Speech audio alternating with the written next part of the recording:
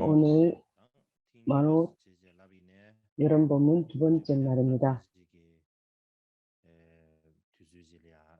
이런 때에 작년에 이어서 금강수 밀교에 대한 어떤 우리가 밀교라는 것은 우리가 밀교를 다 배우기가 끝이 없습니다. 인도 역사로부터 시작해서 밀교의 원류 이게 언제 제가 끝날지 그런 알 수 없는 상황이 되었습니다. 어쨌든 오늘 여러분께 말씀드린 거는 제가 지난 시간에 말씀드렸듯이 제가 몇 주 동안 말씀드릴 내용은 지난 시간에 말씀드렸듯이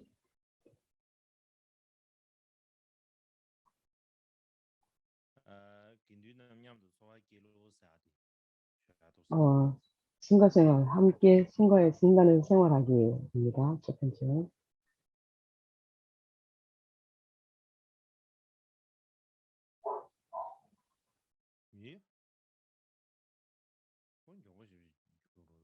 너무 빨리 지나가고 있네요.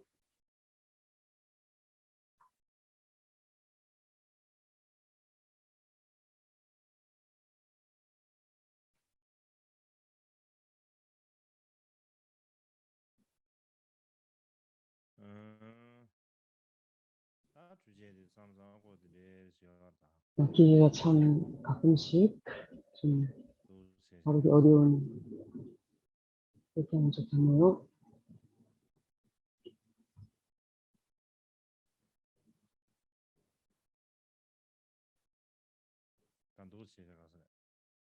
이렇게 하면 되겠습니다. 승가에서 함께 생활하십니다. 이 생활하는 방법을 말씀드릴 때 제가 먼저 승단에 있어서 서열 같은 거 정하기. 그래서 생각해 본다면 예를 들면은 우리가 나이가 많고 젊은 누가 높은 자리에 앉을지 누가 앉을지 뭐 이런 거라든지 어떤 지위고하 같은 게 있죠. 그래서 스님들 승단에 있어서도 제일 먼저 높고 낮은 자리 그리고 노소 이렇게 생각해 볼 수 있습니다. 그래서 신령 공동체의 서열이나 장로 여러 서로를 존경해야 할 사람은 수계 순서에 따라 적용되는데 수계를 먼저 한 사람을 더 중요하게 여겼기 때문에 존경해야 했습니다. 그래서 그분들을 중심으로 지위 고하를 자리 고하를 자리를 정합니다. 그리고 그래서 먼저 수계를 받은 사람을 높은 자리에 앉게 하시고 그다음에 나중에 수계를 받은 사람을 낮은 자리에 앉게 해서 좀 약간 높고 낮게 이렇게 생각하는 경향이 있습니다. 그렇지만 기부라고 하는 것은 구족계라는 것, 모든 모든 계를 다 받은 사람을 비구라고 합니다. 그렇기 때문에 비구의 계가 가장 높은 계율입니다. 그래서 우리가 비구계를 언제 누가 먼저 받았는지 선후에 따라서 그래서 수계를 먼저 받은 사람이 높은 자리에 그럼 나중에 받은 사람은 낮은 자리에 이렇게 자리를 정하는 배치하는 그런 전통이 있습니다. 그렇지 않고 그렇지만 그렇지 않고 우리가 율장의 전통에서는 나이를 가지고 고하를 구분하는 법은 없습니다. 예를 들면 오늘 아주 나이가 많으신 사람과 나이 20살 정도 되신 그런 스님 두 분이 같이 함께 있다면 만약에 20살 먹은 스님이 먼저 부족계를 받았으면 그리고 나이 많으신 별로한 분이 나중에 받았다면 젊은 사람이 더 높은 자리에 앉아야 됩니다. 왜냐하면 시계를 언제 받았는가에 따라서 다른 이렇게 자리를 정하는 것이지 어 나이가 많고 적은 것이 문제가 아닙니다. 또 다른 건 어떤 것이냐면은 그 깨달음의 순서, 서열이 어떤가. 그래서 먼저 깨달은 사람은 높은 자리, 낮은 나중에 깨달은 사람은 깨달은 사람은 나중에 자리. 근데 율장에서는 또 이런 것도 없습니다. 어쨌든 우리가 수계를 언제 받았는가, 부족계를 언제 받았는가, 그것이 제일 중요한 거지, 나이를 가지고 따지는 그런 전통은 없습니다. 그렇기 때문에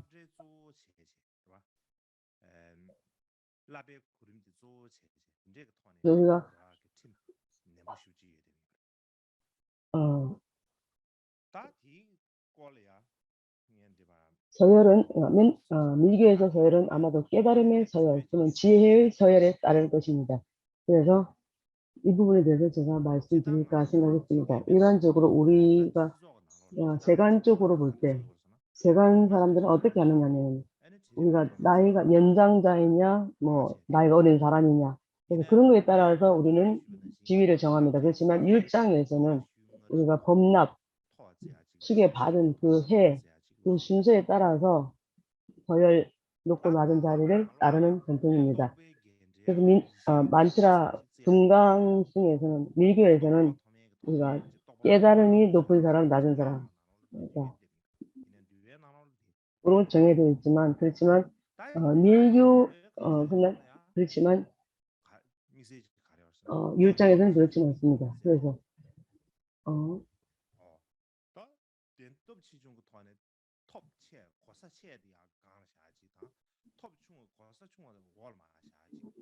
그래서 우리가 어,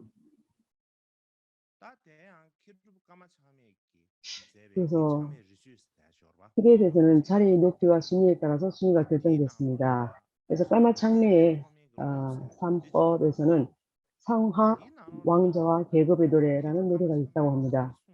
거기에서 뭐라고 말씀하셨는가 하면은 그러니까 앉은 자리에 우리가 서열, 서열을 정하고 높고 낮은 것을 따지고 하는 것은 티벳 전통도 아니고 금강승도 전통도 아니고 중국의 전통이다. 이렇게 말을 했다고 합니다.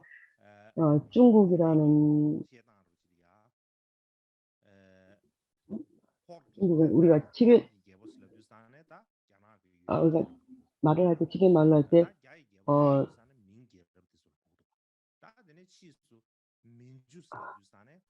민, 명청 나라 그러니까 어쨌든 우리가 어,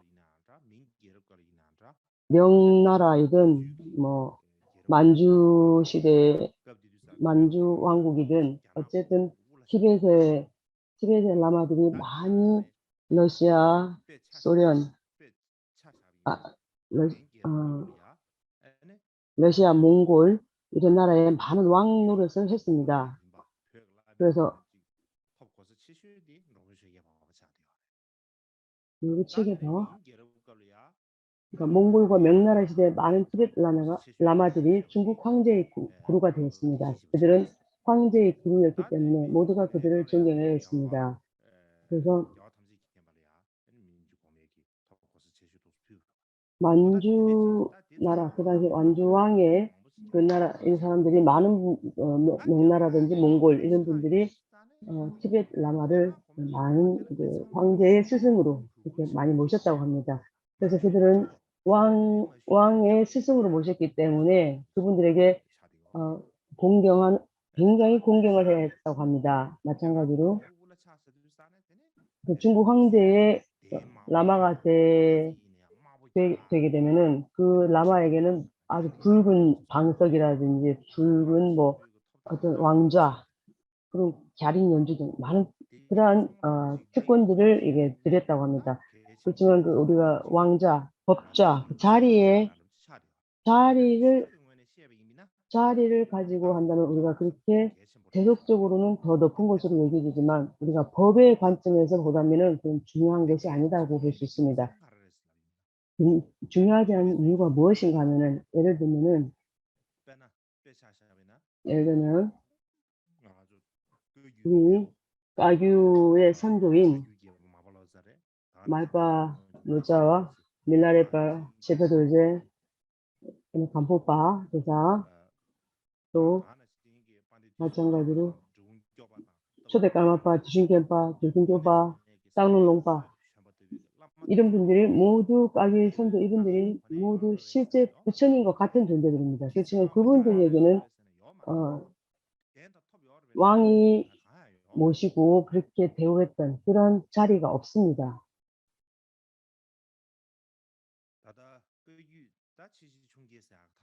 최시충계라고 우리가 4대 8소라는 가규의 그 부파가 있죠. 뭐 어떻게 좋다 나쁘다 이렇게 우리가 말이 많은데 어쨌든 우리가 이것을 그러니까 8소, 4대 8소,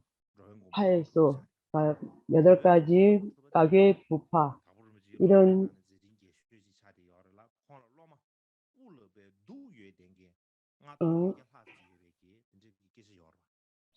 그러니까 도금방무 두파 도금방무 두파 이분이 중국의 라마가 되었을 때 그래서 파라솔을 머리 위에 올려야 하는 5,800명이 넘는 사람들이 그 모인 자리에서 제일 높은 자리의 권한을 부여받고 그렇게 부여하라고 이렇게 지시를 이렇게 받았다고 합니다. 그렇지만 그는 쿠션 하나에만 오직 앉았다고 합니다. 만약에 그분 그렇게 아주 높은 위치에 있는 그 라마계에서 낮은 자리에 아주 얇은 낮은 자리에 앉게 해드린다고 해서 마음을 안 좋아한다든지 뭐 높게 해서 좋게 하든지 그런 마음을 갖지 않으셨습니다. 그러니 좋은 경험과 깨달음이 있다면 자리가 낮아도 상관없다는 거죠. 한 얘기가 있습니다. 딱 보면 이제 레중파 얘기를 하나 하자면 레중 돌리닥보가 그래서 한 하루는 까담바의 수도원에 한번 차를 마실 수 있는지 하고 확인하러 가셨습니다. 그래서 그랬더니 까담바 수도 사원에서 레중파를 주 맨 끝에 그 자리에 자리를 마련해 드렸다고 합니다. 그래서 레중파는 그때는 하얀 옷을 입고 계신 분이고 왜냐하면 그분은 제가 되기 때문에 어쨌든 빨간 옷 입지 않았죠. 그래서 어쨌든 그분이 하얀 옷을 입고 입으시고 까담바 수도 다운에 가서 그런 낮은 자리에 앉으니까 하시는 말씀이 흰 염소가 양머리 둘 곳이 없다라고 하면서 그의 손을 잡아서 밖으로 쫓아냈답니다. 그래서 손을 그러니까 쫓아낼 뿐만 아니라 레중파 쫓겨나면서 머리가 먼저 이렇게 문을 통해 나가는데 발이 문 사이에 끼었습니다. 그렇게 그래서 너무 발이 아팠습니다. 발가락이 아파서. 그러니까 몸은 나갔는데 발이 안 나갔을 때 가끔씩 발이 끼는 경우 있죠. 근데 엄청 아프죠. 너무너무 아파가지고 레중파가 발은 마음이 너무 몸도 아프고 너무 마음도 아프고 해서 그는 이런 이제 노래를 불렀다고 합니다. 까담바 제신도 자유화라는 까담바의 계시의 자유화라는 분이 아마 그 상황을 본 것 같습니다. 그래서 그분이 평소 내충파를 알았던 분이죠. 그래서 그분을 모셔야 된다고 해서 다시 모시고 왜냐하면 은밀히 내충파를 근본 스승으로 따랐던 분이기 때문에 그분을 다시 이렇게 모셔 들어가서 이렇게 했다는 얘기가 있습니다. 어쨌든 그러나 그 내충파라는 분이 제일 아래 자리에 모실 분이 아닌데도 그걸 모르고 그런 것을 모르고 사람들이 그렇게 했을 때 자율화는 그런 것을 그렇게 높은 자리에 다시 모셨다고 하는데 어쨌든 다리에 계급, 자리에 따라서 계급을 가리는 그러한 것을 알 수 있습니다. 또 그와 함께 다른 얘기를 하나 해보자면은 한 번은 짱, 짱게 사티아 사원이라는가 어떤 뭐 집에서 있는 사원이 어떤 사원인지 잘 모르겠습니다. 어쨌든 이 사원 안에서 스님들이 어떤 계급에 대한 큰 논쟁이 한번 벌어졌다고 합니다. 계급과 자리에 대해서 크게 논쟁을 하고 있을 때 제가 짱마 쫀드생게라는 분이 있었다고 합니다. 그분도 아주 큰 유명한 분이셨는데 그분이 사원 거기에 갔을 때 또 제일 잘 끝줄 거기에 앉으라고 그 자리를 허용해 줬다고 합니다. 그래서 자기가 아주 큰 뛰어난 학자인데 제일 밑에다가 제일 끝에 자리에 앉으니까 좀 마음이 좀 안 좋았겠죠. 그래서 나한테 속으로 나한테 저렇게 제일 끝자리 말고 나를 주지 않는구나 이렇게 좀 마음이 좀 기분이 안 좋았습니다. 그래서 이튿날 해가 뜰 무렵에 그분이 당나귀 있죠. 당나귀 한 마리를 끌고 와서 당나귀한테 샴때 스님들 옷과 세 가지 법의를 입히고 끌고 왔습니다. 그래서 법당 안으로 당나귀를 끌고 제일 앞자리로 갔습니다. 그래서 당나귀한테 그렇게 승복을 입히고 가사를 입혀서 제일 앞자리로 이렇게 가는 게 이유가 뭘까? 이렇게 물었더니 그 짱마가 뭐라고 하셨냐면은 좋은 목소리가 필요하다면은 목소리가 이 당나귀가 목소리가 좋으니까 맨 앞자리에 앉을 가치가 있다 이라고 말했다고 합니다. 무엇을 말하는가 하면 평소 그러니까 연불하는 음제하시는 분들 소리가 좋으면 음제를 만드시고 음제는 제일 높은 자리에 앉게 하잖아요. 음제는 뭐 다른 큰 뭐 공덕이 있는 거 아닙니까? 또 소리는 좋고 옷은 또 좋게 입을 수 있겠지만 어쨌든 그분이 그래서 쫀드생게는 나보다는 이 당나귀가 소리가 좋으니까 소리가 좋아요. 그러니 내가 이 이 당나귀한테 내가 아주 좋은 승복을 입혀서 이렇게 제일 높은 자리에 이렇게 제가 앉힙니다. 이렇게 말했다고 합니다. 그래서 여기 이제 빨마 창맥께서 뭐라고 하셨냐면은 그래서 이런 얘기에는 아주 우리가 생각해 볼 큰 의미가 있다. 나에게 어떤 공덕과 깨달음이 큰 게 있으면 그 내가 나한테 있으면 그거는 그것 자체가 바로 내 자리와 어떤 내 법석 자리의 수열이다. 그래서 그러나 본인에게 어떤 그러한 능력과 공덕이 없는데 아무리 높고 좋은 자리에 앉혀도 자기한테 그런 공덕과 어떤 재질이 없으면은 그만큼 가치가 없다는 겁니다. 그래서 중요한 것은 주로 자신의 공덕이나 능력이 어떠한지, 내 깨달음의 내 수행의 깨달음이 어느 정도인지 그것이 가장 중요한 것이지 다른 것은 중요하지 않습니다. 마찬가지로 우리가 또 티벳의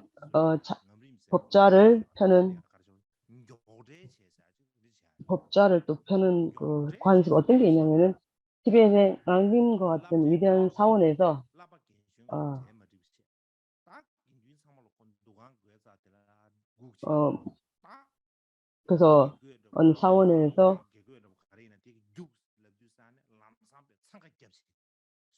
그래서 스님들을 모든 스님들을 문 밖에 다 기다렸다 했다가 누구 먼저 할 거 없이 그냥 입승이 자 이제부터 들어가 그러면은 들어가세요 그러면 이제 누가 높은 자리 할 건지 그냥 그대로 이제 들어가는 순서대로 빨리 가는 사람이 먼저 좋은 자리에 앉는 그런 있습니다. 어떤 사원에서는 그래서 티벳에서는 빨리 뛰어가는 것을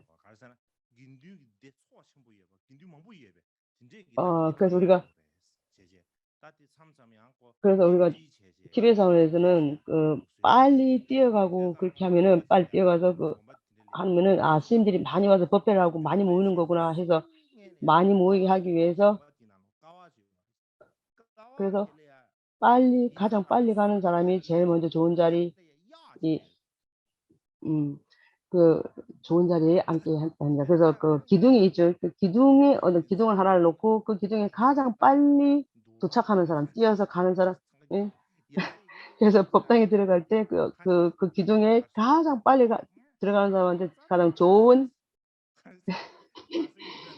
자리를 앉혔다고 합니다. 그래서 그렇게 부딪혀가면서 스님끼리 서로 부딪혀가면서 좋은 자리 차지하려고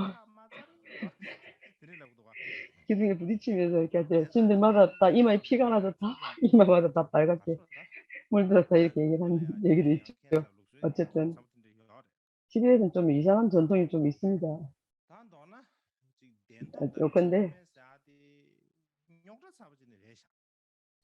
그래서 그러니까 법자의 특권 왕자 이런 데는 정말 고통스러운 점이 있습니다. 그래서 그 대왕님은 팔견에 보이는 법자에 정해져 있기 때문에 자리에 있기 때문에 정해진 자리가 없다. 역사적으로 높거나 낮은 자리, 높거나 낮은 왕자, 특권과 지위에 대한 분쟁으로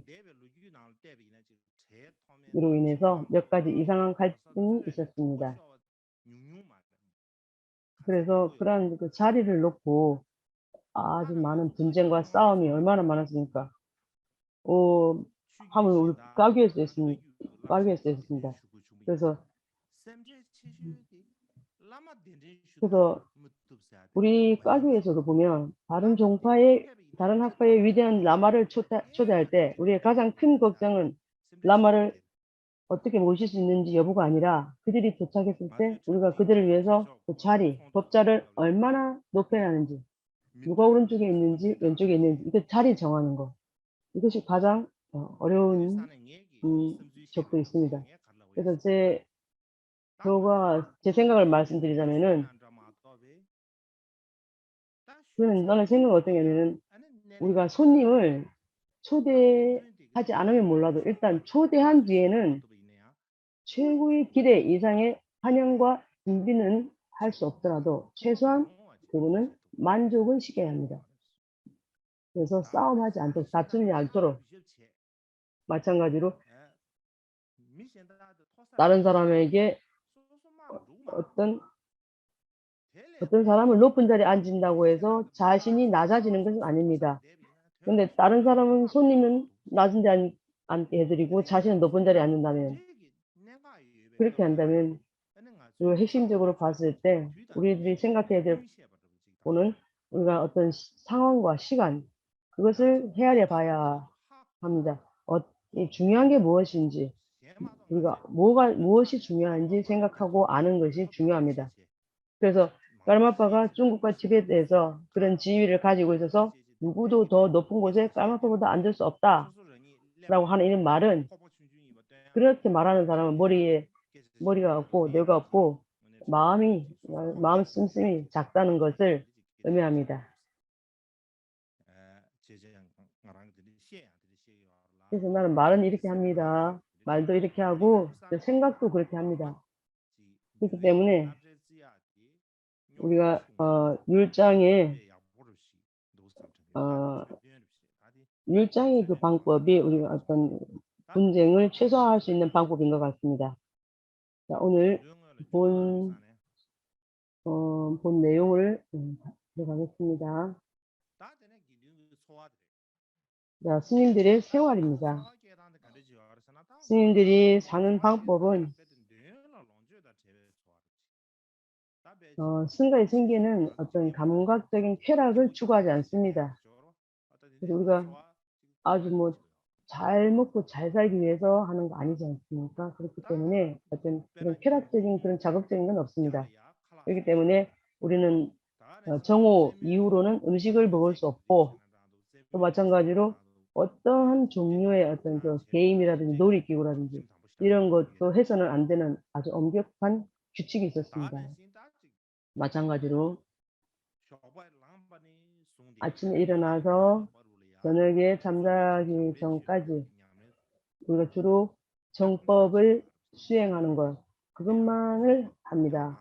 그것도 아침에 일어나서 씻고 옷을 잘 입고, 그래서 캠프나 스승을 찾아가서 어, 율장을 율장을 암기하고 반복합니다. 공부합니다. 캠프나 또는 스승 교수사 앞에서 경전을 염송합니다. 그렇게 할 때 그래서 입으로 이게 독송을 하면서 암기를 합니다. 그래서 3번을 그렇게 암기를 하고 또 3번 또는 최소한 3번입니다. 그렇게 해서 4주일째 외웁니다. 그것을 무엇이라고 하면은 스승님이 그것을 암송해주고 학생은 그것을 받아들이고 암기합니다. 그래서 암기한 만큼 받는다고 합니다.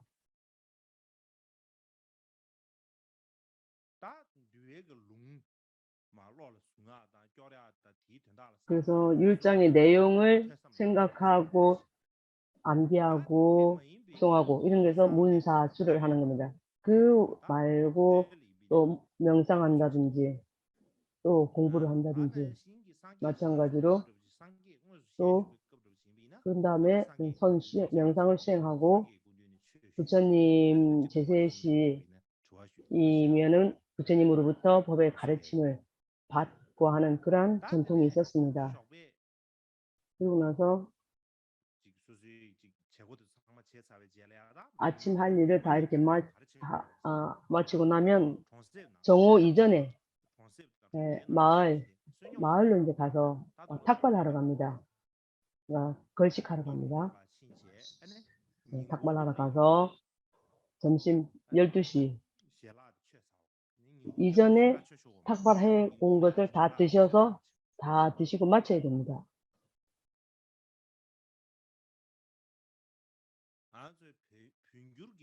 그러니까 티베트로 번역된 율장에 보면 걸식하고 그러니까 탁발하는 많은 이유를 제공하고 있습니다.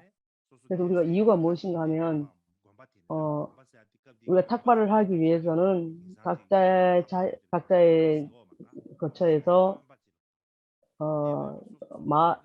아주 멀리 떨어진 마을 이런 데까지 걸어서 마을로 가죠. 걸식하러 갑니다. 또 탁발을 마치고 나서 다시 또 돌아오죠. 그래서 그 사이에 오고 가면서 많이 걸음을 걷습니다. 많이 걷게 되면 그것은 이제 몸에 운동이 됩니다. 자연적으로 운동이 됩니다. 그래서 몸에도 이롭고 또 마찬가지로 또 그렇게 해서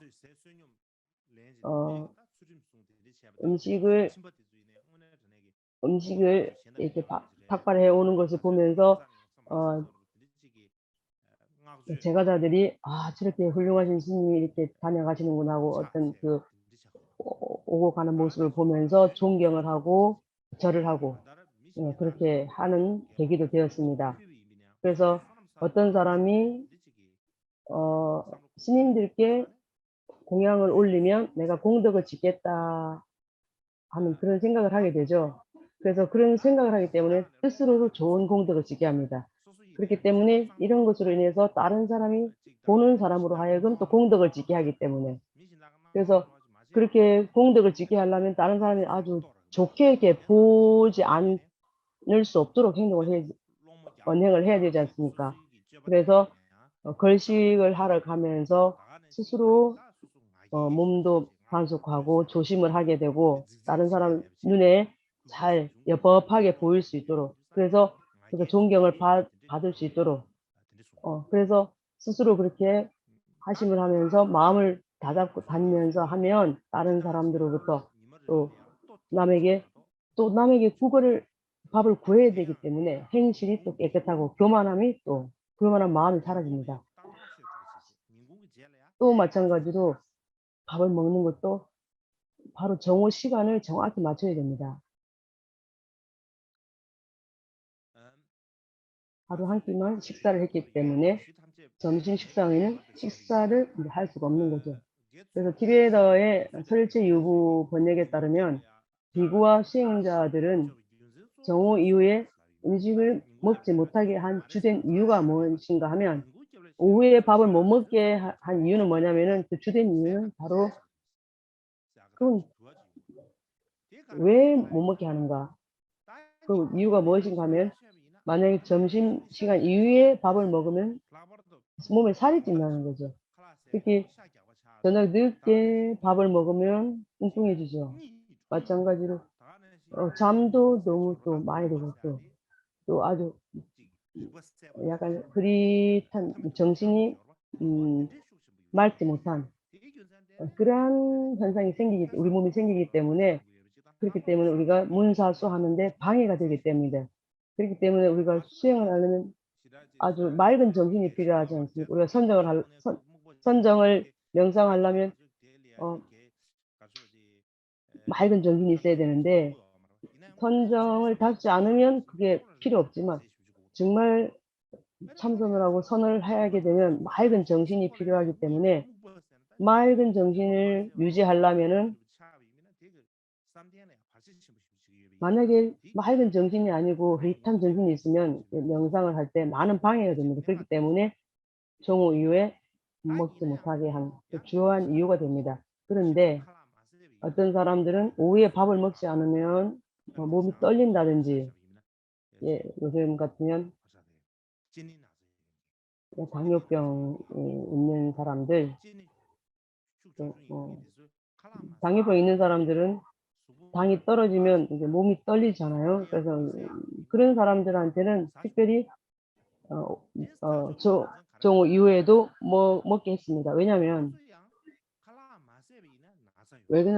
그분들은 또 밥을 먹지 않으면 또 명상을 못하고 수행에 또 장애가 있기 때문에 또 그렇기 때문에 그분들은 방금 못 먹게 한 그 이유를 또 되돌려서 이런 경우에는 또 먹게 하고 또 만약에 또 이런 사람은 먹어도 되고 안 되는 그런 경우를 좀 구분을 해 놓은 경우도 있습니다. 그건 특별한 경우입니다. 만약에 또 그리고 나서 식사를 낮에 점심을 먹고 난 이후에는 나무 같은 데 나무 같은 데 앉아서 이제 명상을 합니다. 그러니까 인도에 보면 나무에서 명상하는 어, 그래서 그렇게 명상을 하루 종일 이렇게 하다 보면 해가 질 때까지 이제 앉아서 명상을 합니다. 그래서 해가 지고 나면 명상에서 일어나서 또, 다, 또 각자 그 사원에 모입니다. 그래서 그때 그들이 명상을 할 때 어떤 경험을 받았는지, 어떤 깨달음의 경험을 했는지, 그런 거에 대해서 또 서로 비교하곤 했습니다. 또 캠프라든지 또 스승님께 지도를 구하거나 하기도 했습니다. 마찬가지로 부처님께서 계시던 제세 시에는 부처님께 질문도 하고 의문을 해서 자기의 의심을 해결하는 그러한 전통 관습이 있었습니다. 요컨대 그때의 그 스님들의 생활 방식은 세간과는 정말 상관없이 오직 법만을 말하는 생활이었습니다. 침묵하고 법만 말하는 그런 생활입니다. 우리가 여러 가지 말을 많이 하죠. 근데 그때는 그렇게 하지 않고 정말 법에 관한 얘기만 하고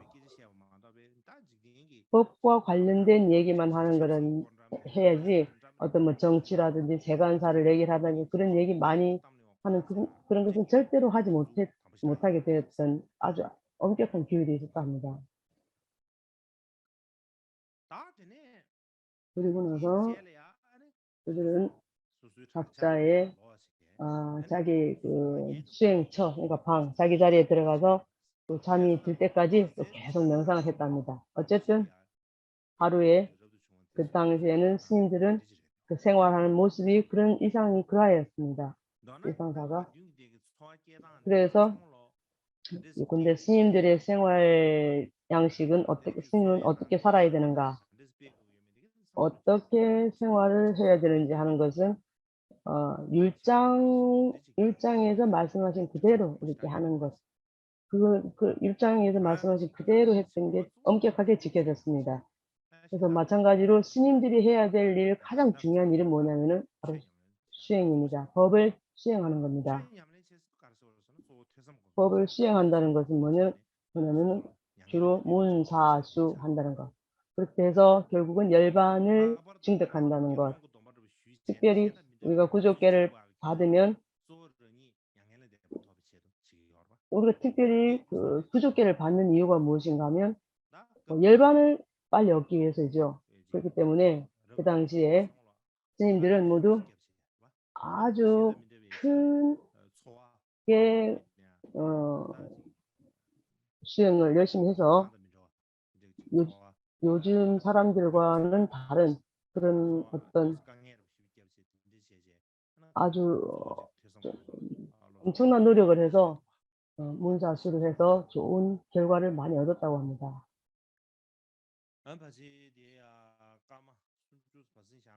지금부터 30분 휴식을 하면 될 것 같습니다. 30분 휴식인데, 네, 입니다. 30분 휴식 시간 동안 따라보살 기도 기원문을 독송합니다. 하실 분은 하시면 좋겠습니다.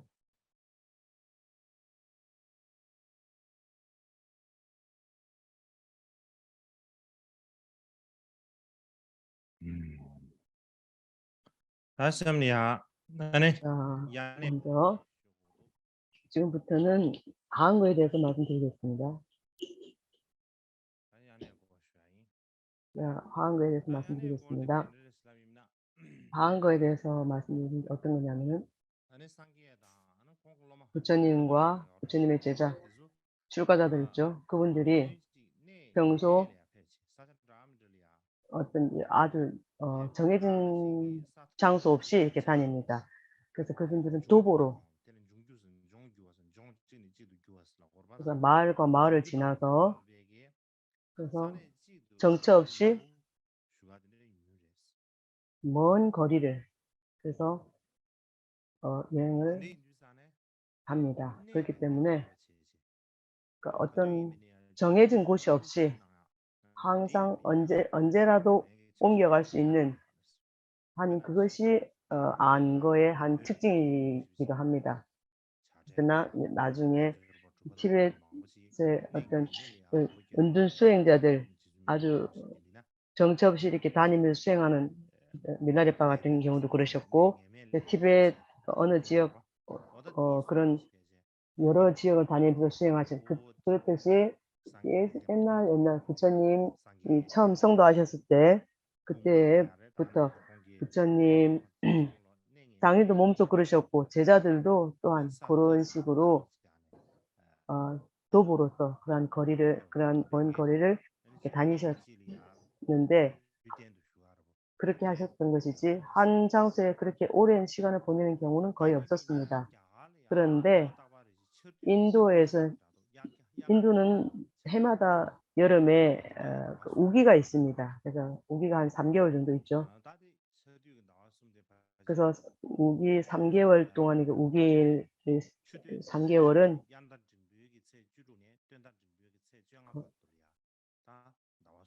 6월 그리고 6월 7일, 7월, 8월. 그래서 보름달 다음 날 초부터 3개월 동안입니다. 그래서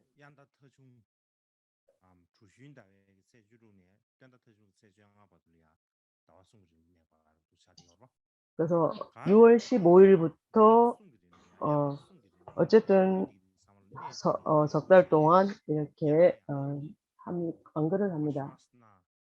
와시나 동안 우기 동안에 안거를 해야만 했습니다. 그러면 이제 지금 보면 우리 사원에서도 하한거를 하고 있죠. 그래서 저는 여기 하한거에 대해서 조금 약간 덧붙여 이야기를 해야 된다고 생각을 했습니다. 일반 그래서 안거와 관련한 다 모든 것을 다 얘기를 할 수는 없지만 중요한 몇 가지 사항만 말씀드리고 싶습니다. 그건데 첫 번째는 일반적으로 그러니까 전기 후기 이렇게 하한거가 있죠. 그래서 전기라든지 후기라든지 어떤 안거이든 하한거이든 간에 어쨌든 3개월 동안 반드시 머물러야 한다고 율장에서 말씀하셨습니다. 그런데 요즘은 치료에서 많은 사원에서 한 달 반을 하는데 석 달을 하지 않습니다. 한 달 반을 말고 한 달 반만 머무르는 이유가 무엇인지, 율장의 근원이 무엇인지, 그래서 그 근거가 있습니까? 하고 물으면 일반적으로 우리들이 하한거를 할 때 반드시 여름에 석 달 동안 안거하겠습니다 하고 약속하죠. 그러나 그냥 어떤 안 좋은 장애가 생겨서 석 달 동안 안거를 할 수 없는 경우가 있다면 특별한 허가가 내립니다. 반드시 뭐 그런 상황에서도 석 달을 다 해야 된다고는 하지 않습니다. 그래서 이 모든 상황들이 율장에 다 말씀이 나오죠. 율장 내용에 보면 어떤 게 있냐면 율장경에 보면 안거하겠다고 약속해 놔고 나서 만약에 다른 지역으로 어떤 비구가 아주 만약에 비구가 온다는 소식을 듣게 되면 한 2번, 3번 정도 포사를 하고 난 다음에는 그래서 그렇게 하고 나서 안거를 하면 된다 이렇게 말이 있습니다. 또 그땐 최기승이라는 분. 그래서 율장경을 에 보면 유명한 그런 내용에 어떤 내용이 있냐면 안거를 하겠다고 약속한 다음 포사를 2번, 3번 정도 하고 나서 아니면 16일이라든지 아니면 30일이라든지 그때 16일이나 30일 머무면은 된다. 왜냐하면 한 달 반, 그러니까 한거 3개월의 반에 이르렀거나 또는 또 그 사이에 한 달 반 동안 그 사이에 어떤 장애가 있어서 안거를 계속할 수 없는 상황이 생긴다면 그 정도로 해서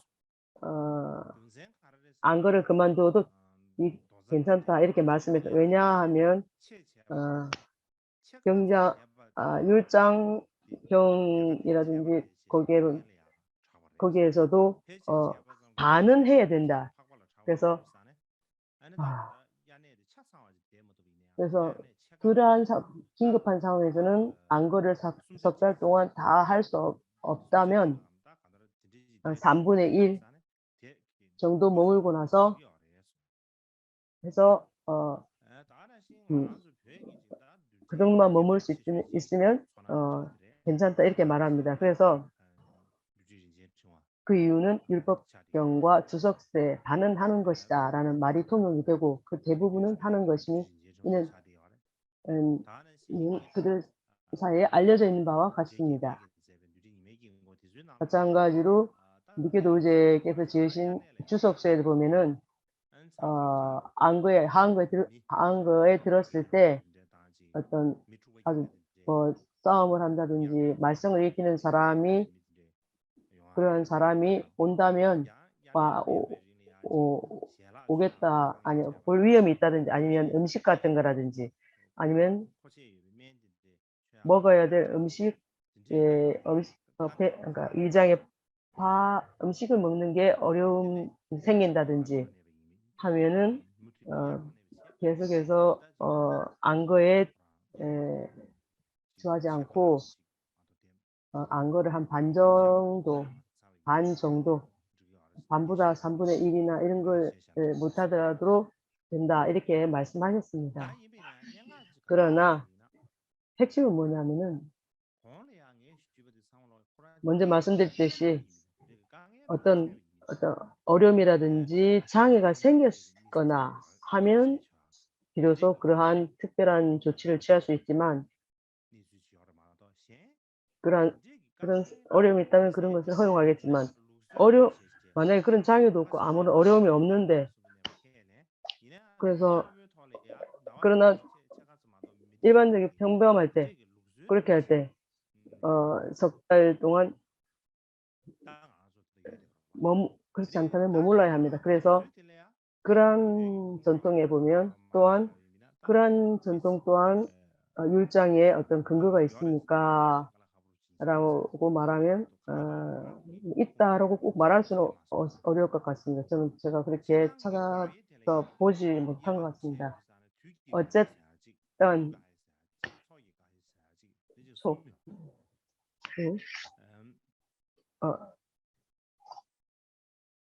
어떤 장애의 종류 때 시기적으로 만약에 예를 들어서 5월 16일 날 이제 처음 시작을 하겠다고 했잖아요. 그렇다면은 그러면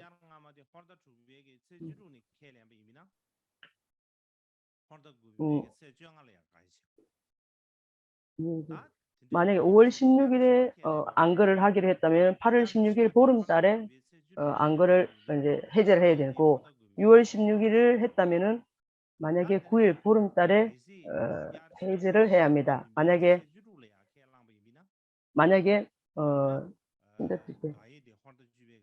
7월에 만약에 늦은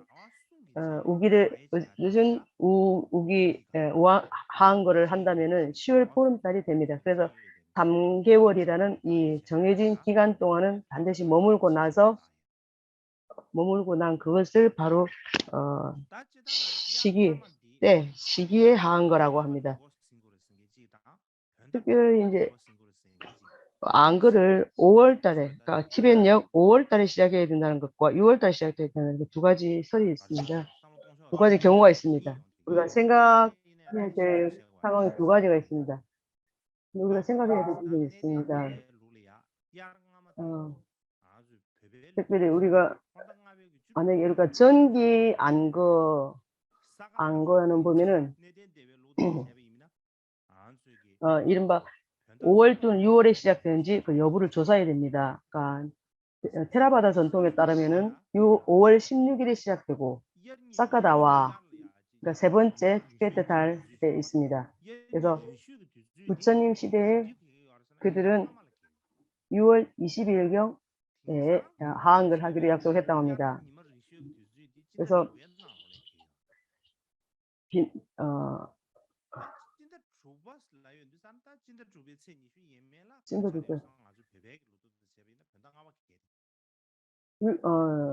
찐따두과라고 하면은 6월 달은 티베트로는 5월입니다. 그래서 비나 율장에서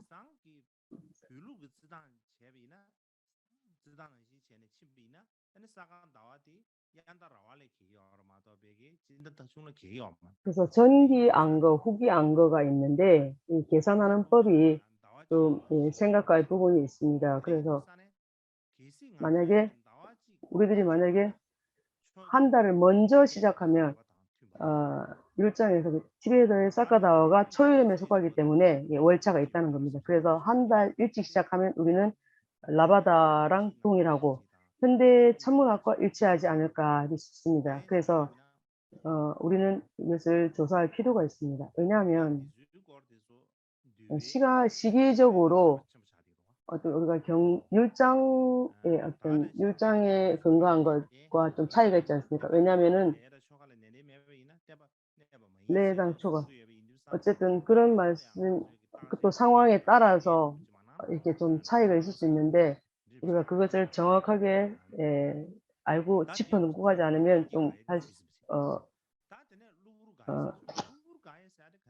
그다음에 그래서 율장 의식을 수행하는데 이것은 중요하기 때문입니다. 이 세 가지 지금 말씀드린 것, 그 의례를 성실히 하느냐 안 하느냐에 따라서 우리 부처님 가르침이 남아 있을 수 있느냐 없느냐 하는 것인데, 그래서 이것을 생각해야 됩니다.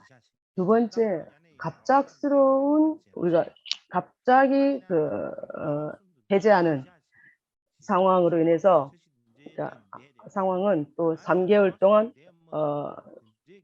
하한글을 머물 수 없을 때입니다. 그래서 어쨌든 이때에도 2번, 3번 정도 포사를 하고 난 다음에 포사를 2번, 3번 정도 하고 난 다음에, 그러니까 보름달이나 그러니까 금음날 마지막 30날 에 안글을 그만둬도 된다고 이렇게 말합니다. 어쨌든 안근은 3개월이 기본인데 어떤 급작스러운 상황이 생기면 한 달이나 한 달 반 정도, 이 정도, 이런 포사를 2-3번 한 뒤에 이 정도로 해도 된다는 그런 예외의 경우도 있습니다. 또 세 번째는 우리가 추억이 가와에 갑자기 장소가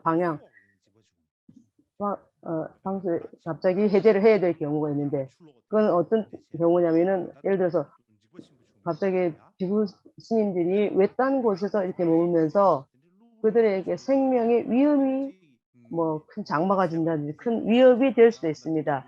그래서 해제를 갑자기 그런 상황에서는 갑자기 이런 비상사태가 생기면, 생명 위협할 일이 생기면, 위협받는 일이 생기면 해제하고 어쩌고 그런 의식을 그러할 겨를이 없습니다. 그렇기 때문에 큰 위험이 있기 때문에, 그래서 어떤 수행을 안 것 중에 큰 위험 요소가 따랐을 때는 해제를 할 수 있고, 각자 알아서 먼 곳으로 살 곳으로 가야 된다 이렇게 말을 합니다. 그래서 그러나 이제 우리가 일반적으로 할 때는 우리가 안거를 제대로 마치고 그다음에 그 의식을 전부 마치고 해제까지 하고 우리는 이제 한철 공부를 마쳤으니 이제 다 떠나겠다 이렇게 한다면 이게 가장 좋겠지만, 그렇지 못한 상황이 비상사태이기 또한 이 생명의 위험이 있는 이 상황일 때는 그냥 그렇게 하지 않고 나중을 후일을 기약하고 불불이 흩어져 가도 되는 것입니다.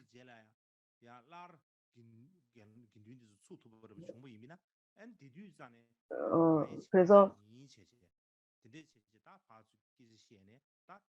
갑작스러운 그 해제 또는 또 일반적인 해제 차이는 시간에 따라서 다르다는 겁니다. 그래서 그러면 그 차이가 무엇인가 하면 비슷하긴 합니다. 그래서 둘 다 3개월 정도 우리가 하한글을 하는데, 3개월 하한글을 하는데 3개월 하기 전에 하한글을 해제하는, 어쨌든 이런 것은 이제 갑작스러운 해제는 초승, 그러니까 보름이나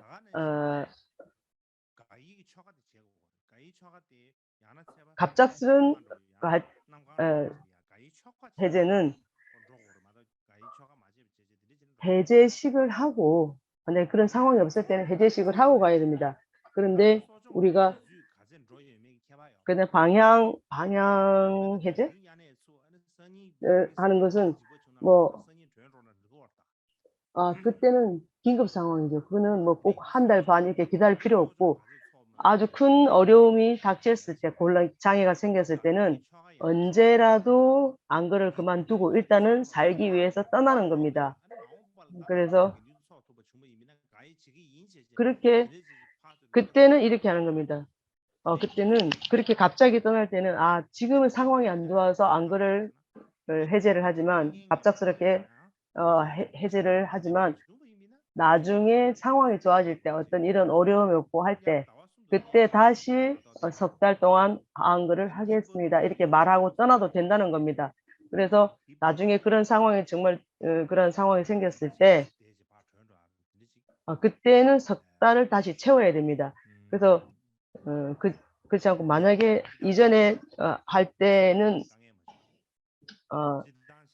그렇기 때문에 한 달 반 이런 그러니까 예외 말고는 일반적으로는 석 달 동안을 반드시 해야 됩니다. 그렇지 않으면 그러니까 인제 우리가 가끔씩 그 보드가야에서 어 그러한 안거에 대해서도 우리가 회의를 합니다. 그래서 율장에 근거해서 우리가 그 규정으로 이렇게 지내고 있는데 안거를 하는데 많은 사원에서 이것을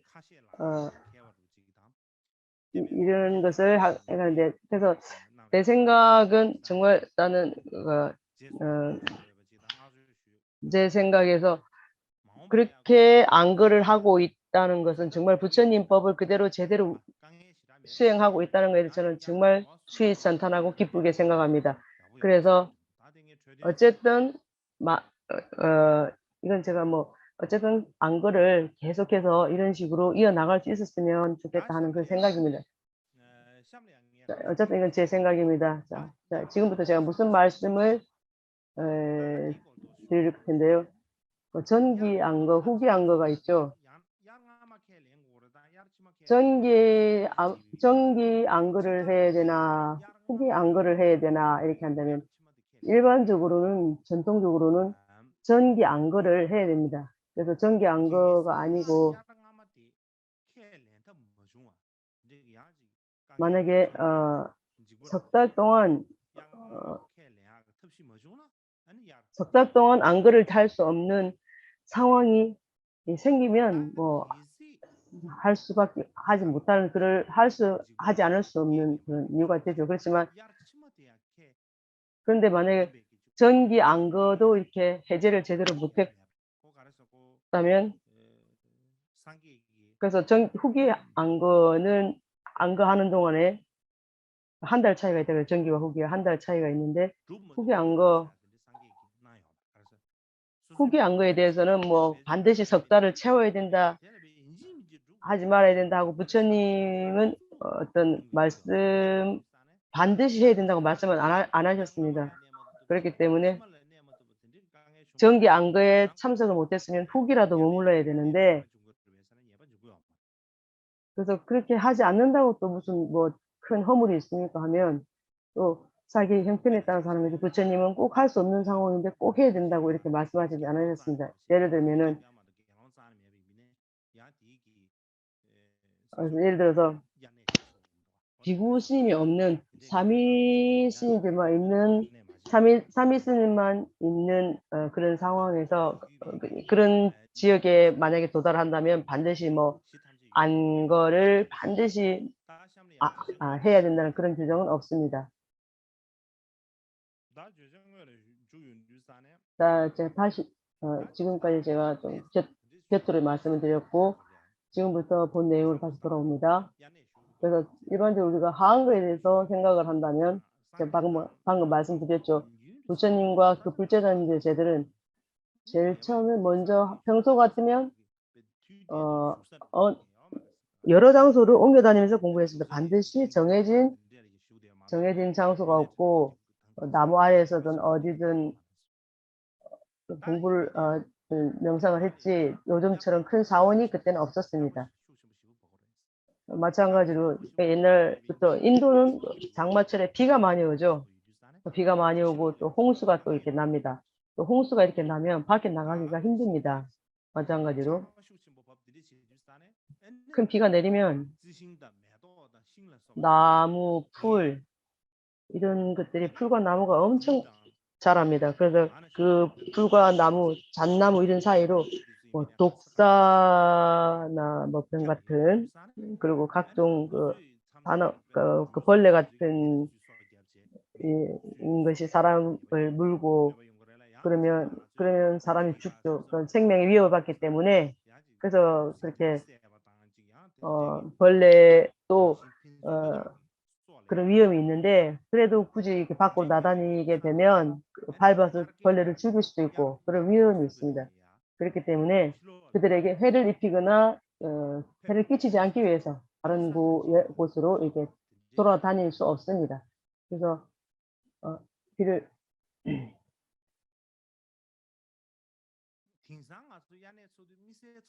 요즘 우리는 안거를 하한거를 할 때 뭐 특별한 그 생각을 하지 않습니다. 왜냐하면 사원에서 뭐 있는 그대로 생활 그대로 하니까. 그래서 평소에 사는 장소와 어떤 또 그리고 특별한 때가 이르러서 하한거를 한다면 뭐 별로 우리가 크게 차이점을 못 느낍니다. 그냥 그다지 큰 감흥이 없는데 부처님 당시 제세 시에는 비구들이 여기저기 이곳저곳으로 여행자처럼 떠돌아다니지 않았습니까? 그렇기 때문에 그래서 3개월 동안 하한거 3개월 동안 그렇게 방랑하면서 힘들게 다니지 않고 여기저기 돌아다니지 않고 한 곳에 정착을 딱 해서 수행을 할 수 있는 특별한 어떤 편안하게 수행을 할 수 있기 때문에 어떤 특별한 그런 감흥이 있었을 겁니다. 그렇지 않고 요즘 같은 우리는 뭐 다닐 위험도 없고 그런 번거로움이 없기 때문에 그다지 하한글에서 특별한 어떤 그런 감흥이 좀 다릅니다. 그래서 우리가 하한거에 대해서 우리가 특별하게 뭐 생각하는 그런 생각이 없지 않습니까? 그런데 일반적으로 안거, 하한거라는 전통은 불교에만 있는 것이 아닙니다. 다른 외도에도 있고요. 다른 외도 종교에서도 있었습니다. 현대 인도 학자인 S.R. 고야를 뭐라고 했냐면은 브라만교, 자이난교, 자이나구 그리고 디간파라 그리고 불교도들이 공통적으로 비를 피해서 수행하는 그러한 전통이 있었다고 말합니다. 그래서 자이나구, 젠교, 자이나교, 뭐 브라만교, 디간파라 그리고 불교들 이 공통적으로 안거를 보내는 그러한 관습이 전통이 있었습니다. 하한거라고 말하는 이유는 그 하한거 말씀드렸듯이 석 달 동안 이 석 달 동안 승가는 한 지역에 멈춰서 수행을 위주로 집중하기 때문에 그 지역에 있는 그 마을에 그 지역에 그러니까 신심 있는 사람들이 고시를 이렇게 하게 됩니다. 아, 스님들 수행하고 계시니까 그래서 음식을 그러니까 공약물을 가지고 옵니다. 그렇기 때문에 그 지역에 그대로 계속 머물게 되면 그 이익이 또 있는데 무엇인가 하면 그 마을 사람들한테 좋은데 그 이유는 뭐냐면은 이게 스님들이 이렇게 수행을 하고 석 달 동안 그러면 그분들이 있는 동안에는 부처님 법을 이렇게 접할 수 있는 기회를 가질 수 있기 때문입니다. 그래서 이러한 안거는 신심 있는 신도와 수행자들 사이에 어떤 유대를 심화하고 강화하는 어떤 다리와도 같은 그런 역할을 했다고 합니다.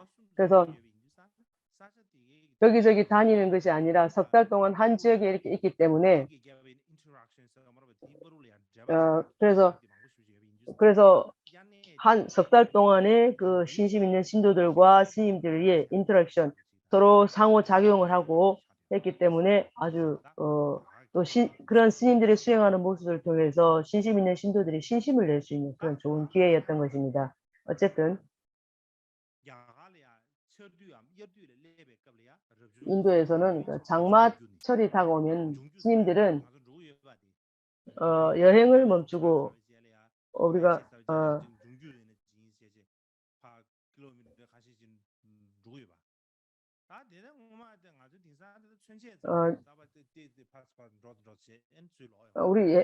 우리가 요새는 그러니까 안거를 마치고 나면 어떤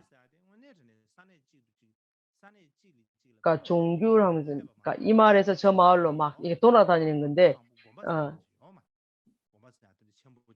그래서 옛날에는 스님들이 많이 모여 사는 그 큰 승원 같은 게 없었습니다. 그때는 그 부분에 대해서는 제가 나중에 말씀을 드리겠습니다. 어쨌든 그런 큰 사원이나 모여서 수행할 수 있는 한 정해진 장소가 없었기 때문에 이 마을에서 저 마을로, 저 마을에서 이 마을로 이렇게 다니면서 이렇게 수행을 할 수밖에 없었고 머물 곳을 찾아서 헤매는 겁니다. 그래서 규 규하면 규라는 말은 가는 것, 종하면은 마을, 빌리지. 그래서 마을을 이 마을에서 저 마을로 떠돌아다니는 그런 수행을 했단 말입니다. 그런데 그러한 것을 떠돌아다니 방랑한 것을 그만두고 아주 좋은 숙소, 그러니까 임시적으로 당분간 머물 수 있는 편안한 숙소를 이렇게 정해서 매년 정해진 날짜에 이제 해야 되죠. 그래서 정해진 날짜에 하한거를 시작하는 그러한 관습이 있었습니다.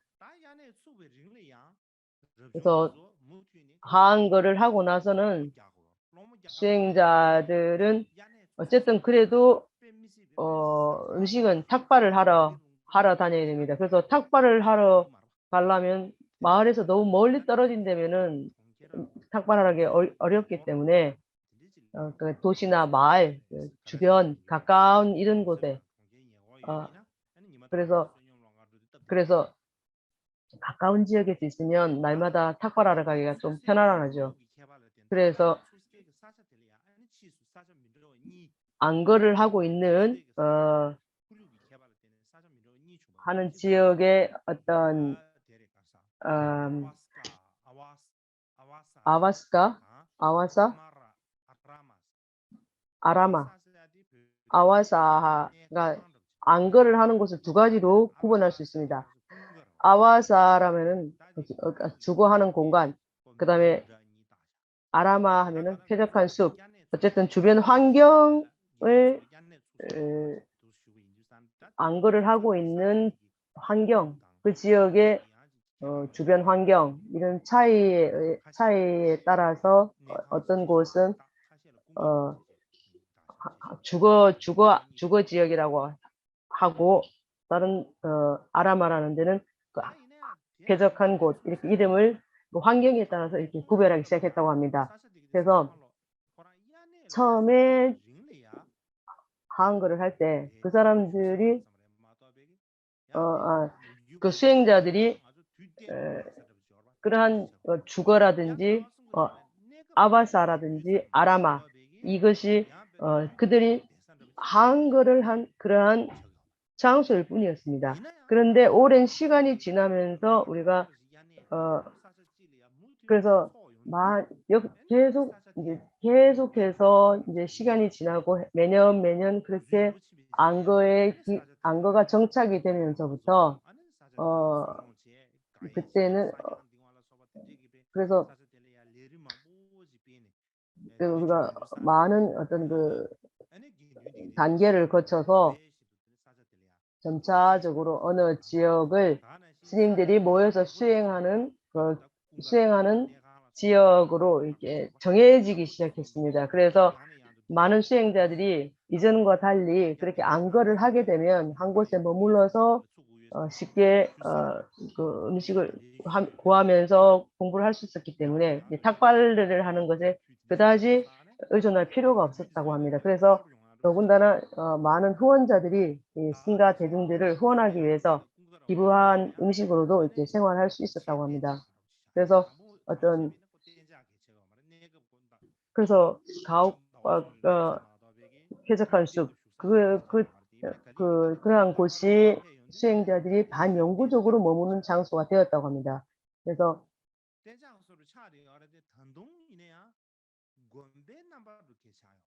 그런데 그렇게 스님들이 모여서 수행하는 어떤 지정처럼은 됐지만 오늘날 우리가 보는 것처럼 스님들이 모여서 생활하는 조직화된 어떤 승원, 사원이 있는 것은 아니었습니다. 그래서 어떤 경계를 확실하게 구별해서 여기는 수행구역이고 그 외에는 수행구역에 벗어난 이런 그 구분은 있었지만 이게 뭐 그 안에 반드시 사원이 건립되어 있지는 않았습니다.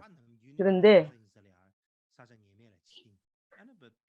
그래서 우리가 스님들이 그러한 생활을 하게 된 것은 이유가 뭔가 하면 3개월 동안 안거를 하는 동안 이 정해진 구조 어느 안정적인 장소에서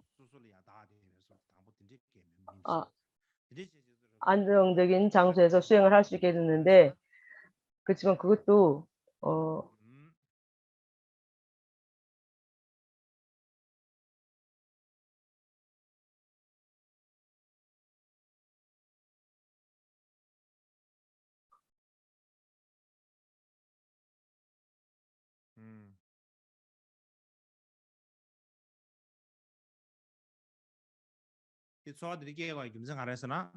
그러한 생활을 하게 된 것은 왜 스님들이 그렇게 생활을 하게 된 것은 뭐냐면은 이유는 뭐냐면은 스님들은 욕심이 좋고 만족하고 자족하면서 도를 행하는 데에 부지런함을 더하기 위함이었습니다. 그래서 적게 먹고 검소하게 생활하고 그러한 것에 만족하고 도를 닦는 것 그것이면 되는 건데 우리가 뭐 의식주를 위해서 명예를 위해서 뭐 그런 것 때문에 수행을 하는 것은 아니었습니다. 우리 분명한 목표는 분명했습니다. 그래서 스님들이 사는 것은 반드시 목표를 분명히 해야 됩니다. 스스로 자기 어떤 어려운 일을 할 때 목표가 분명하지 않으면 목표 달성하는데 의미가 없습니다. 그래서 스스로 나는 이런 생활을 하면서 이렇게 내가 왜 살아야 한다. 네, 그것을 본인이 스스로 분명하게 알아야 됩니다. 분명하게 갖고 있으면서 그 생활 방식, 그러니까 스님들이 생활 방식은 그래서 아주 복잡한 시간이 많이 걸리는 복잡한 그런 방식이 아니라 단순하고 이해하기 쉬며 실용적인 것. 그래서 우리가 보면 율장을 공부한다는 건 참 어렵죠. 어쨌든 율장 공부하기 참 어렵습니다. 근데 예전에는 율 율장이 처음에는 단순했습니다. 처음에는 그 계목이 아주 단순했습니다. 그래서 부처님 제시시에는 부처님이 직접 이렇게 해라 하지 마라 하고 이렇게 말씀하셨는데 나중에 많은 많은 계율 항목이 생겨났습니다. 그래서 그게 다 부처님이 말씀하셨다고 이렇게 그래서 예전에 보면 인도의 큰 사원에 어떤 규율이 있었다 하더라도 어쨌든 우리가 지금 우리가 말하는 율장은 계율 항목은 처음에는 정말 부처님 율장이 처음 제정될 때는 단순했고 그래서 그리고 반드시 지켜야만 하는 그러한 항목 간단하면서 반드시 지킬 수 있는 그런 거였습니다. 그래서 생활 방식이 단순하고 이해하기 실용적인 그런 것이 있습니다. 근데 수행에 이것은 장애물을 만들지 않음으로써 생활을 위한 가장 기본적인 음, 그러한 수행을 하기 위한 그런 목적을 가지고 하는 것인데 근데 그러한 것이 어, 브라만교나 자이나교와 또 다른 점은 무엇인가 하면은 브라만교나 자이나교는 그들의 그 계율이 어떤 수행의 장애물을 만들지 않기 위해서 가장 기본적인 인간으로서 향유해야 할 가장 기본적인 그런 필요조차도 포기하고 수행을 하기를 합니다. 그렇지만 우리의 불교 수행, 부처님법은 아주 극단적인 고행도 원치 않고 아주 뭐 화려하고 너무 번잡한 그런 것도 원치 않고 어느 한쪽에 치우치지 않는 그러한 중도를 지키는 그런 부처님의 가르침을 승가에 의해서 실천한 것이라고 할 수 있습니다. 그 다음에는 포살 그리고 해제입니다.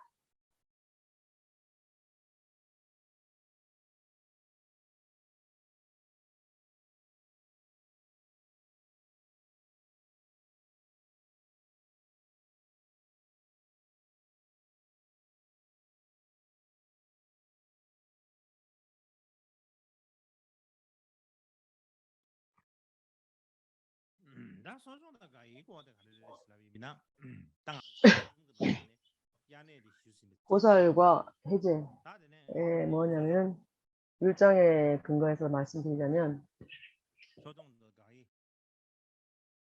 고사율과 해제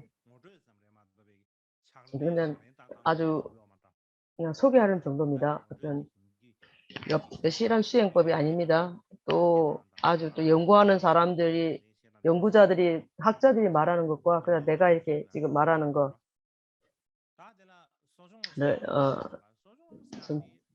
좀 다릅니다. 어쨌든 그 포살이라는 것은 일반적으로 보면 불교도들이 처음에 불교가 인도에 처음 생겼을 때, 그러니까 항상 보면 그 브라만들, 그러니까 불교가 처음 생겼을 때 브라만을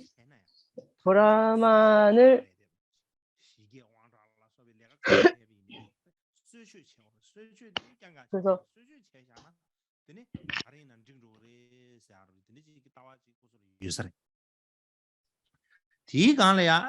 그래서 브라만들이 희생하고 재물에 의존하고 외부 전통에 대한 강한 측면을 부정적으로 이렇게 보았다는 겁니다. 불교가 전파된 주된 이유는 수행을 가장 높이 평가했기 때문입니다. 따라서 당시 불교에서는 제사라든지 신을 찬미한다든지 공양하는 그러한 것에는 별로 제사 같은 그런 데는 관심이 거의 없었다고 합니다.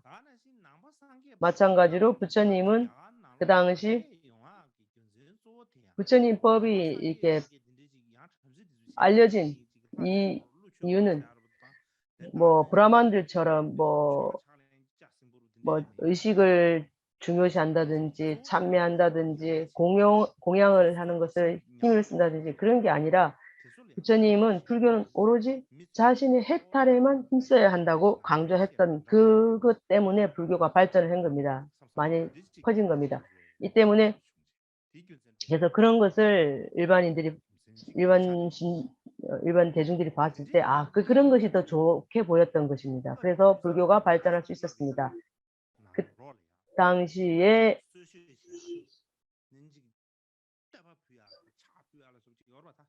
불교에서는 희생 공양을 올린다든지 하늘에 제사를 지낸다든지 신을 찬미한다든지 그런 거가 처음 초기 불교에는 그런 것이 그다지 없습니다. 물론 밀교에 보면 어떤 그런 의식 같은 거, 종교 의식 같은 것이 좀 있긴 있지만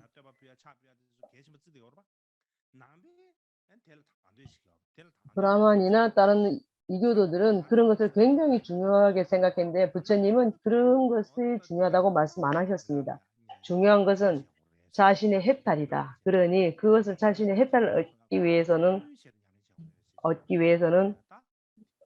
수행을 열심히 해야 된다. 오로지 해탈에만 힘써야 된다. 이것을 강조하셨던 것입니다. 그래서 스스로 그 안을 자기 내면에 그러한 내면과 해탈에 애써야 하는데 밖으로 보이는 어떤 브라만들이 하는 하늘에 올리는 제사, 그다음에 희생 공양 같은 거 이런 거가 중요하지 않다고 말씀하셨습니다. 그래서 우리가 처음에는 우리의 그 불교에서 밀교에서 쓰는 그런 의식도 아주 간단했습니다. 처음에는. 그런데 나중에는 이게 점점 광범해졌죠. 어쨌든 주로 우리가 수행자들이 해야 될 것은 수행자는 자신을 길들이고 스스로 정진하는 거 그거였습니다.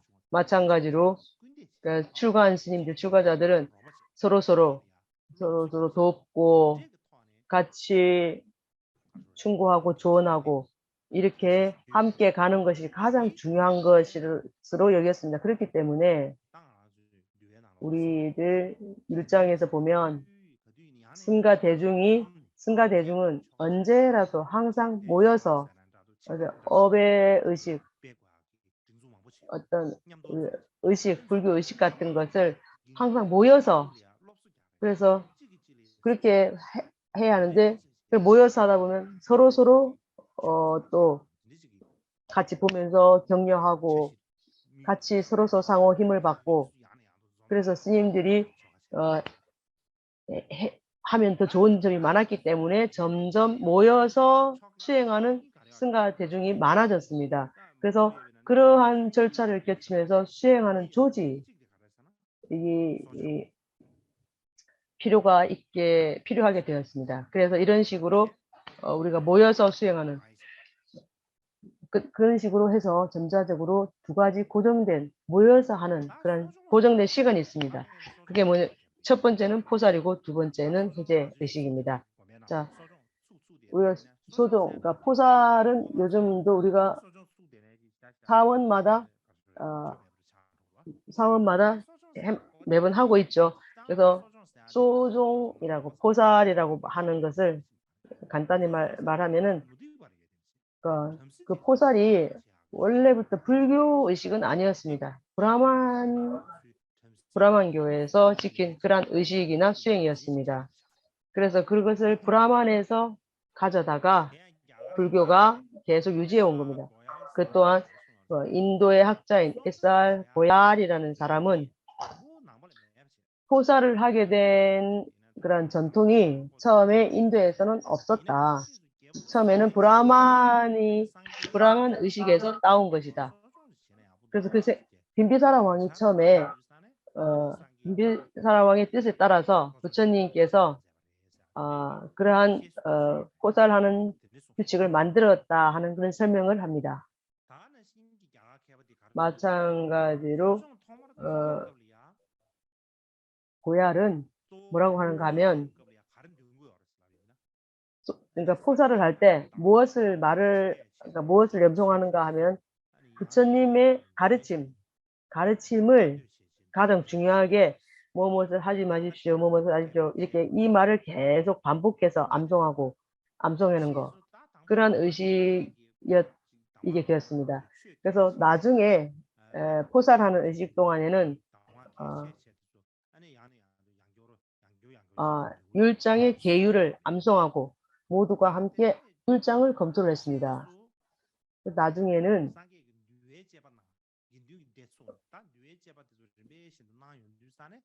부처님께서 승가 대중들에게 계율 항목을 이렇게 말씀하실 때 그러한 것에 대해서 공부를 하는 겁니다. 이것은 해야 된다, 이것은 하지 않아야 된다 하는 것을 잊어버리지 않기 위해서, 부처님의 그 가르침을 잊어버리지 않기 위해서 포살을 할 때 스님들이 함께 모여서 그 계목을 함께 이렇게 암송하고 같이 염송하고 그리고 공부하고 또다시 재반복해서 염송하고 이렇게 하고 또 상기하고 검토하는 그런 시간이 되는 것이 포살이었습니다. 그래서 만약에 그동안에 내가 계율을 어긴 것이 있으면은 만약에 내가 계율을 어긴 것이 있다면은 그것을 숨기지 않고 했습니다, 인정을 하고, 승가는 뭐 처벌을 내린다든지 아니면 뭐 관대하게 용서를 해준다든지 스님을 뭐 쫓아낸다든지 아니면 뭐 동의하게 한다든지 이러한 작업을 그때 포살을 하는 그 시간에 그러한 일을 했습니다.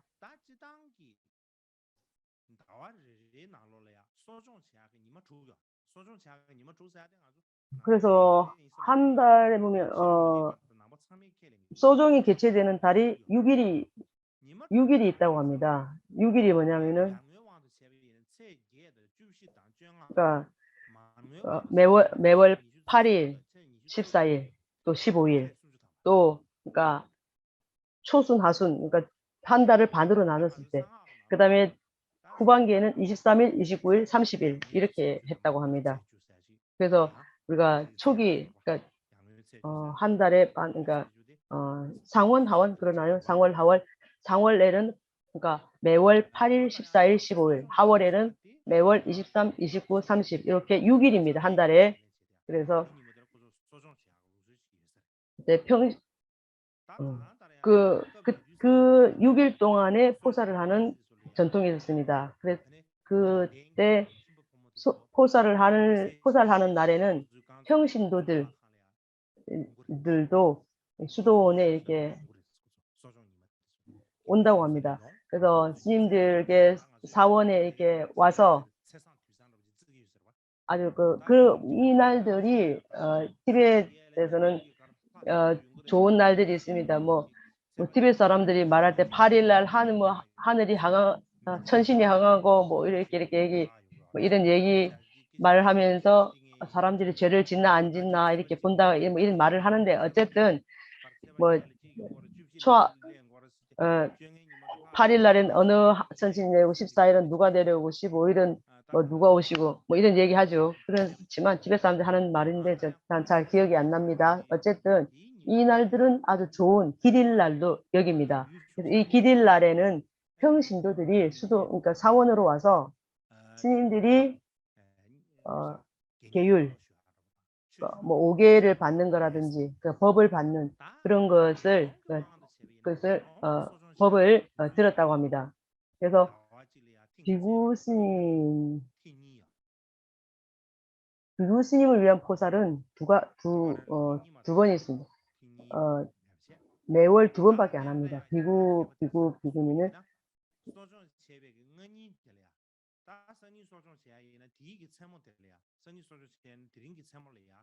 티벳 율장 경전에 보면 포살이 일어나기 하루 전인 경우 비구와 수행자들이 모두 모여서 밤새도록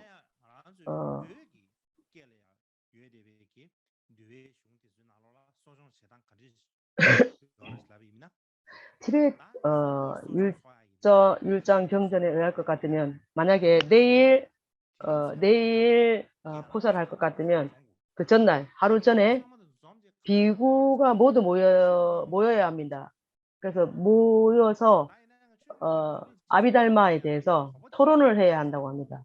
근데 저는 이제 원래 그랬는지 저는 좀 약간 의심이 듭니다. 그래서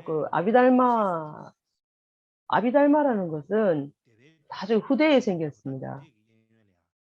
그래서 근데 부처님 당시에 이런 게 있었는지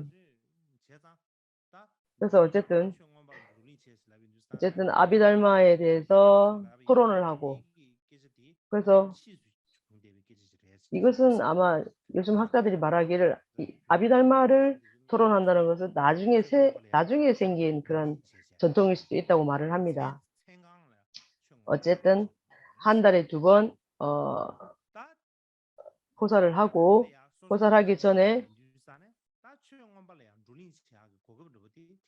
그래서 한 달에 2번 포살이 있기 때문에 아비달마를 토론할 수 있는 기회가 되고 그래서 법의 아비달마에 대해서 토론할 좋은 기회라는 겁니다.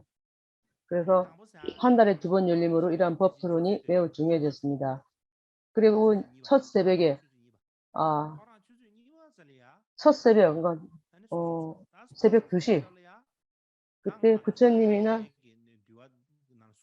그래서 설일제 율장에 의하면 첫 새벽, 그러니까 새벽 2시에 부처님 제세 시에는 부처님이나 또 장로들 이분들이 와서 소종을 포살을 한다고 합니다. 그래서 처음에는 비구들이 포살을 할 때는 사미들은 밖에서 있습니다. 그래서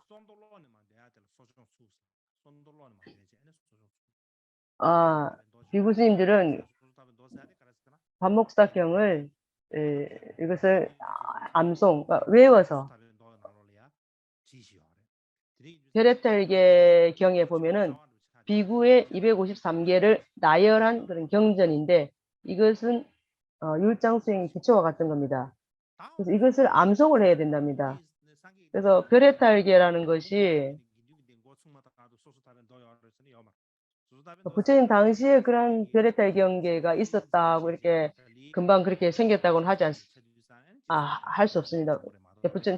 부처님이 계율을 항목을 정하고 하나하나 이렇게 만들어져 가서 나중에 그런 것이 만들어진 것인데 처음부터 그렇게 모든 항목이 다 완전히 갖춰졌던 건 아닌 겁니다. 그래서 보살할 동안에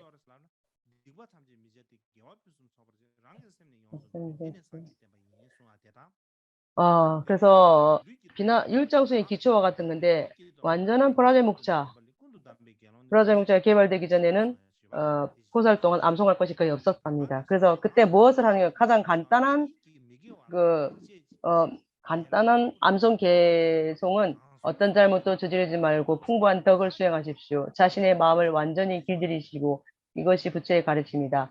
몸의 구속이 단속이 우수하다. 말을 억제하는 것도 훌륭하다. 마음의 절제가 탁월하다. 모두의 구속이 우수하다. 모든 것에 절제된 비구는 모든 괴로움에서 해방된다.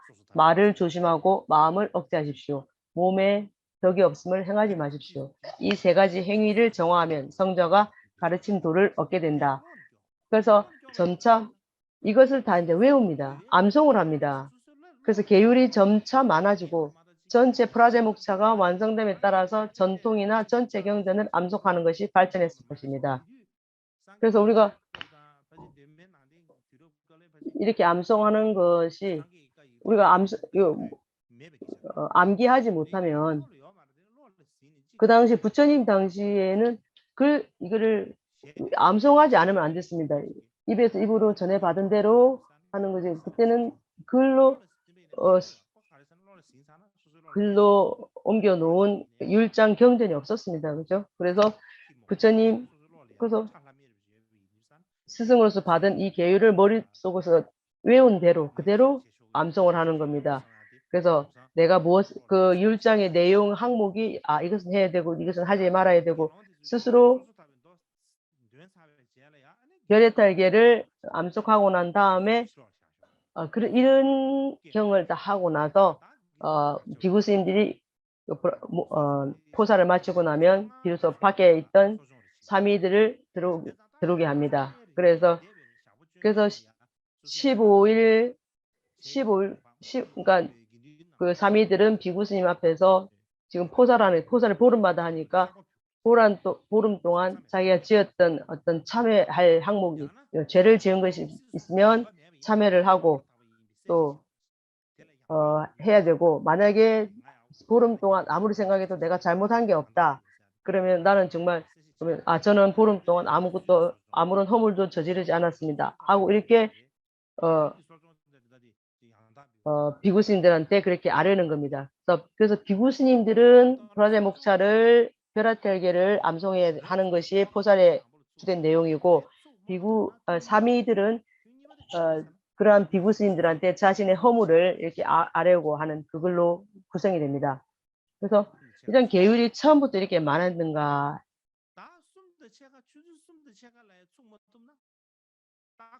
제가 그래서 이렇게 포사를 얼마 동안 해야 되느냐면은 어,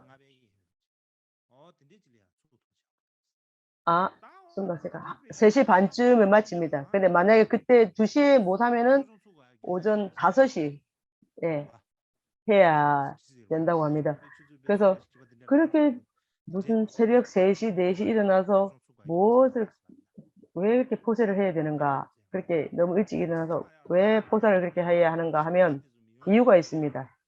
왜냐하면 그 시간에 포사를 하는 거는 제가자들이 못 오게 하기 위해서입니다. 왜냐하면은 만약에 그렇게 그 시간에 하는 이유는 만약에 늦게 하면은 그 제가자들이 다 올 수가 있는데 늦게 하면 제가자들도 그 자리에 올 수 있지만 제가자들이 오지 못하게 그렇게 이른 시간에 하는 겁니다. 그 못 오게 하는 이유가 뭐냐면은 왜냐면 그러니까 포사를 할 때 스스로의 그 허물을 드러내고 발로 참여를 해야 되지 않습니까? 그런데 만약에 제가자들이 있으면은 듣고 있으면 그러면 이 포사라는 광경을 보고 듣게 되면 스님들도 뭐 허물이 있네. 그래서 그 허물을 얘기하면 허물이라는 게 얼마든지 많은 그런 허물을 지을 수 있지 않습니까? 그래서 그런 것을 들으면은 만약에 제가자들이 스님들 저렇게 허물을 만드는구나 그렇게 하면은 그래서 스님들도 저렇게 하는구나 하고 신심이 떨어지는 그러한 현상이 일어날 수 있습니다. 그렇기 때문에 그런 제가자들이 시집이 떨어지지 않게 스님들끼리만 이렇게 어 그렇게 포사를 하면서 비밀스럽게 스님들끼리의 승단을 하는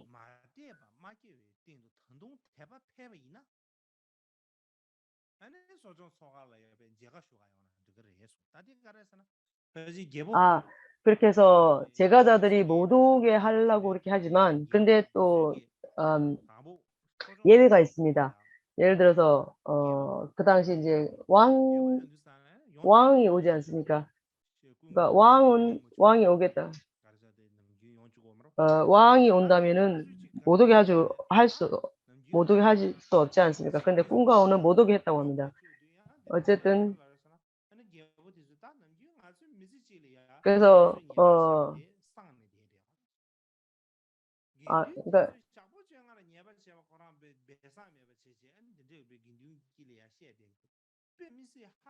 그 왕이 그 당시에 왕이 생각할 때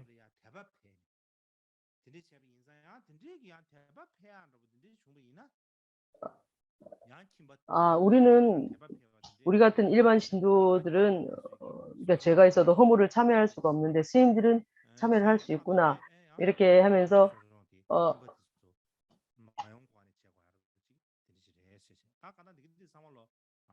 그래서 그렇게 해서 스님들 평신도가 또 신심을 일으킬 수 있게 하는 방안으로도 쓸 수 있다고는 합니다.